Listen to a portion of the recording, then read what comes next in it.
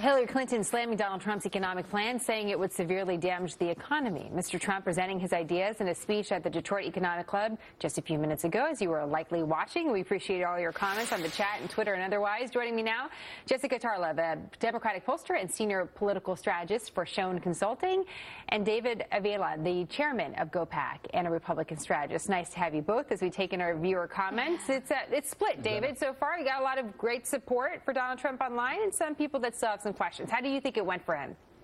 This is a message that is a winner for two reasons. One, Americans are looking for the best job creator, not a best friend. And for the 25% of independents who want to hear, and undecided voters who want to hear ideas for creating jobs, this had ideas that Americans like.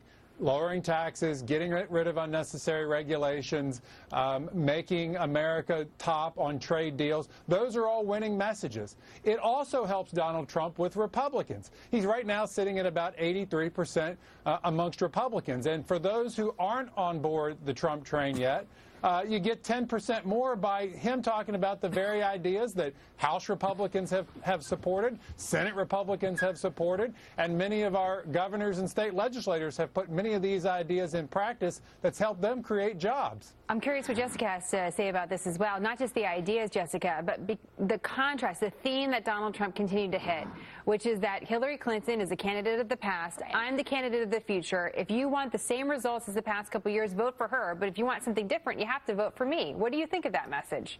I think that it's smart, and I also think that, any day that Donald Trump actually reads his teleprompter that effectively is a good day by Trumpian standards, so I guess that's a positive. But to what David was talking about there, Donald Trump goes out there and he says all these things, but his numbers don't add up. And not that he was going to stand up there and say, I know the appraisals have said that I'm going to cost you 3.5 million jobs, or we're going to add 10 trillion to the debt, or actually I'm going to take you into a recession again. Isn't that exciting? Obviously, he was not going to say that out loud, but if you want to talk about the job creator here, Hillary Clinton's plan, it says that it's going to give the U.S. 10.4 million jobs, I think it is, and that's just during her first term.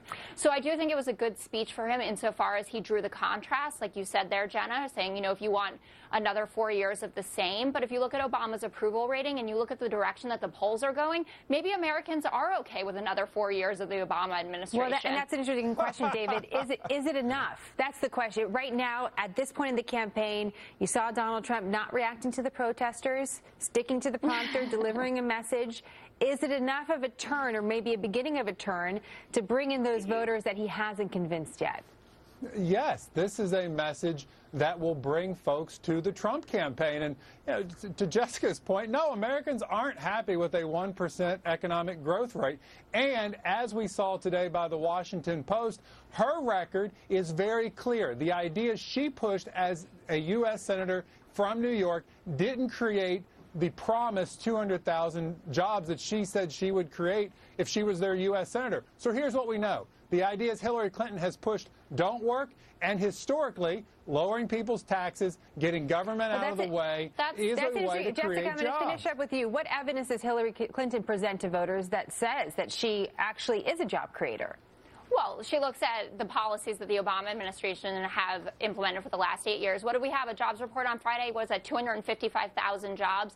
And you can, fight about, there were lower wage jobs and they should be medium range jobs. And we can, dispute whether Obama was just cleaning up Bush's mess or if this links back to the tech bubble or whatever it is. But the truth of the matter is that analyses show that we get better economic growth under Democrats. And I know that Clinton has shifted to the left here and that we'd all, those of us in the center, and I am a centrist Democrat, Clintonian Democrat, and a lot of Republicans who are, by the way, coming over to Clinton in droves at this point, would like her to be more like Bill Clinton than President Obama, perhaps.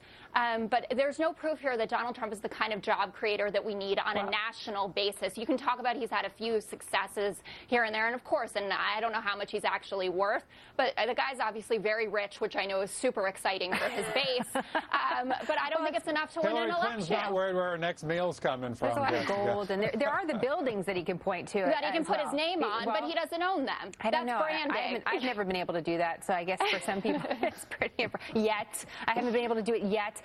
David, your time will come. Yes, right. A lot of themes to explore. We'll see how this speech plays out. We'll be watching it. Thank you so much. Thanks a lot, John. Thanks.